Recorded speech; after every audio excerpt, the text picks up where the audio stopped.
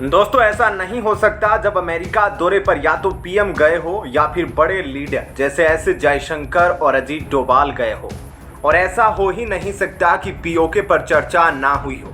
इस बार जब पीएम मोदी की जो बाइडेन से बातचीत हुई तो फिर एक बार पीओके मुद्दा उठा और वहां पर भारत और अमेरिका के बड़े बड़े ऑफिसर्स भी मौजूद थे जिन्होंने पीओके मुद्दे पर चर्चा करने के लिए बात को आगे बढ़ाया। लेकिन आपको यह भी बताएंगे कि बाइडेन ने पीओके पर क्या कुछ बोला। तो आपको बता दें कि साफ शब्दों में जो बाइडेन ने पीएम मोदी के सामने यह कह दिया कि वाकई में पीओके भारत का हिस्सा है और उस पर जो अवैध रूप से पाकिस्तान ने चीन की बदौलत कब्जा कर रखा है वह कब्जा अब ज्यादा दिन तक नहीं रहेगा।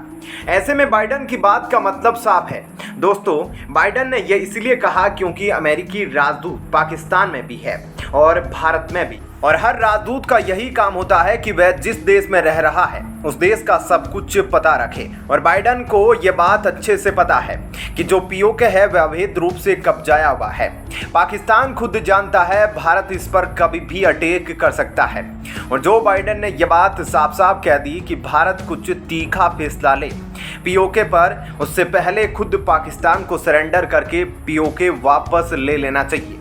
आपको बता दें कि इससे पहले अमेरिका में प्रधानमंत्री मोदी का ऐसा स्वागत हुआ जैसा इससे पहले अभी तक किसी भी पीएम का अमेरिका में नहीं हुआ था। दोस्तों, वहां पर पीओके को लेकर तब बातचीत हुई जब पीएम मोदी अमेरिकी राष्ट्रपति के घर डिनर के बाद अगले दिन उनसे मिले और उसी दौरान यह सब कुछ बातचीत हुई। आपकी क्या राय है? क्या पीओके पर अमेरिका की दखलंदाजी सही है या गलत? इस बारे में हमें कमेंट करके जरूर बताएं। और अब पीओके लेने के लिए भारत वापस आगे बढ़ेगा तो उसमें बड़े बड़े देश जरूर हस्तक्षेप करेंगे। इसमें जो सबसे पहला नाम होगा वह होगा चीन का, क्योंकि ऐसा हो ही नहीं सकता कि चीन चुपचाप बैठ जाए, क्योंकि भारत पीओके को वापस लेने की तैयारी में जुटा है। बड़े बड़े देश भारत को सपोर्ट कर रहे हैं। भारत को बड़े बड़े देशों का साथ मिलना भी बहुत मायने रखता है। इनमें अमेरिका, रूस तो शामिल है। साथ ही इसके अलावा भी कई देश ऐसे हैं जो भारत का साथ दे सकते हैं, क्योंकि प्रधानमंत्री मोदी जिस भी देश में जाते हैं उसके पीएम द्वारा यह ऐलान किया जाता है कि वह प्रधानमंत्री मोदी का साथ देंगे। इसके अलावा अमेरिका से प्रधानमंत्री मोदी ने भारत पर अलग से निशाना साधते हुए पाकिस्तान के आतंक को जड़ से खत्म करने की नसीहत दे दी है। क्या कुछ बोला, अब आपको डिटेल में बताते हैं।